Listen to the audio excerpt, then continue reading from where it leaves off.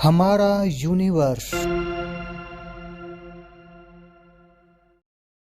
दोस्तों, जब भी हम सिर उठाकर इस ब्रह्मांड की तरफ देखते हैं तो हमारा मन एक गहरे सवाल से घिर जाता है कि ये पृथ्वी, आकाश, ये सूरज, तारे, ग्रह, सौरमंडल, इस पूरे ब्रह्मांड को किसने बनाया होगा।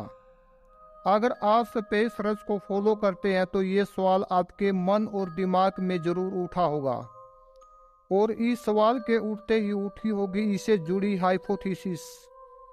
जब किसी विषय वस्तु या तथ्य को तर्कों के द्वारा सिद्ध किया जाए तो उसे हाइपोथेसिस मतलब परिकल्पना कहते हैं। और परिकल्पनाएं तो बहुत सारी हो सकती है, जैसे कि ब्रह्मांड को भगवान ने बनाया, या कोई बड़े धमाके से जन्मा हो, या ये तो पहले से ही मौजूद था, या फिर ये कहा जाए ब्रह्मांड कुछ नहीं है, फिर हम सिमुलेशन में जी रहे हैं। दोस्तों, बिग बैंग अकेली ऐसी थ्योरी नहीं है जो ब्रह्मांड के जन्म की गाथा को बयां करती है। इसके अल्टरनेटिव बहुत सारी थ्योरी है जो हमें ब्रह्मांड के जन्म के बारे में बताती है।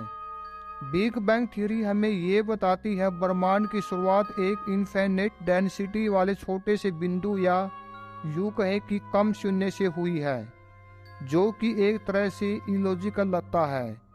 और इसलिए लगता है क्योंकि हम इंसान में किसी चीज़ का कारण खोजने की फितरत पहले से ही है। हालांकि बिग बैंग आज ब्रह्मांड के जन्म के समय में सबसे ज़्यादा मान्य थ्योरी है। अगर आज बात करते हैं बिग बैंग ना हुआ तो फिर क्या हुआ होगा, फिर किसने इस ब्रह्मांड को बनाया। आज बात करते हैं इसकी अल्टरनेटिव थ्योरी के, जो आपकी यूनिवर्स की उत्पत्ति के बारे में एक अलग ही नजरिया प्रदान करेगी। तो दोस्तों, मैं हूं सचिन और आप है फैक्ट्स फैक्ट्री चैनल के साथ। अगर आप चैनल पर नए हैं तो चैनल को लाइक, शेयर एंड सब्सक्राइब जरूर कीजिएगा। हमारी सबसे पहले बिग बैंग की अल्टरनेटिव थ्योरी है स्टेडी स्टेट थ्योरी। 13वीं शताब्दी में शेखर और बराबर ने एक थीसिस लिखी थी जिसके अकॉर्डिंग दुनिया में कोई भी पहला इंसान नहीं था, या कोई भी पहली प्रजाति नहीं थी। दोस्तों, ये सुनकर आप जरूर हैरान हो गए होंगे, तो आगे सुनिए। इसमें लिखा था कि ये यूनिवर्स इंटरनल यानी सनातन है, मतलब कि ये ब्रह्मांड हमेशा से चलता आ रहा है, इसका ना कोई आदि है और ना ही कोई अंत। और दोस्तों, आसान भाषा में इस थ्योरी को समझने की कोशिश करें तो इस थ्योरी के अनुसार बिग बैंग कभी हुआ ही नहीं था, मतलब कि हमारा ब्रह्मांड लगातार विस्तृत हो रहा है, मतलब इसकी शुरुआत कभी हुई ही नहीं थी। थ्योरी की माने तो हमारा यूनिवर्स कोई इनफाइनाइट डेंसिटी वाले बिंदु से नहीं जन्मा। इतना ही नहीं, ये थ्योरी कहती है कि ब्रह्मांड में लगातार नए मैटर क्रिएट हो रहे हैं, जिसके साथ यूनिवर्स की डेंसिटी भी समय के साथ संतुलित रहती है।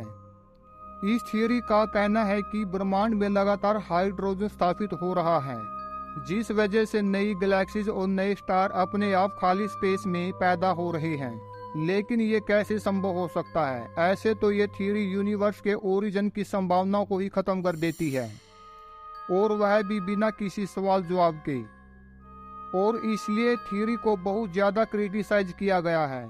और यहाँ पर ये थ्योरी नए मैटर्स, नए गैलेक्सीज, नए स्टार की अपने आप बिना किसी रीजन क्रिएट होने की हाइपोथेसिस खत्म हो जाती है। यूनिवर्स के जन्म को एक्सप्लेन करने वाली दूसरी थ्योरी इंटरनल इन्फ्लेशन थ्योरी। दोस्तों, वैसे बिग बैंग थ्योरी में भी बहुत सारी प्रॉब्लम मौजूद है, फिर भी ये सबसे ज्यादा मानने वाली सिद्धांत थ्योरी है। पर इंटरनल इन्फ्लेशन थ्योरी तो इसे एक कदम आगे की सोचती है। दरअसल बिग बैंग जहां जाकर खत्म होती है वहीं से इंटरनल इन्फ्लेशन की शुरुआत होती है। ये थ्योरी मल्टीवर्स के बाद होती है। इसे समझने के लिए एक उदाहरण लेते हैं। मान लीजिए केवल एक साथ 10 चट्टानों को इस तरीके से रखा जाए कि वो एक के ऊपर एक है। अब ऐसे ही इसके ऊपर से पानी को गिरा जाए तो यह पानी एक के बाद एक चट्टानों से होता हुआ नीचे गिरता जाएगा। थ्योरी में इस गिरते हुए पानी को फैलता हुआ यूनिवर्स बताया गया है और अलग अलग चट्टानों को मल्टीवर्स बताया गया है। इस थ्योरी में बिग बैंग का तो जिक्र है, लेकिन ये थ्योरी बिग बैंग को पूरी तरह से सच नहीं मानती।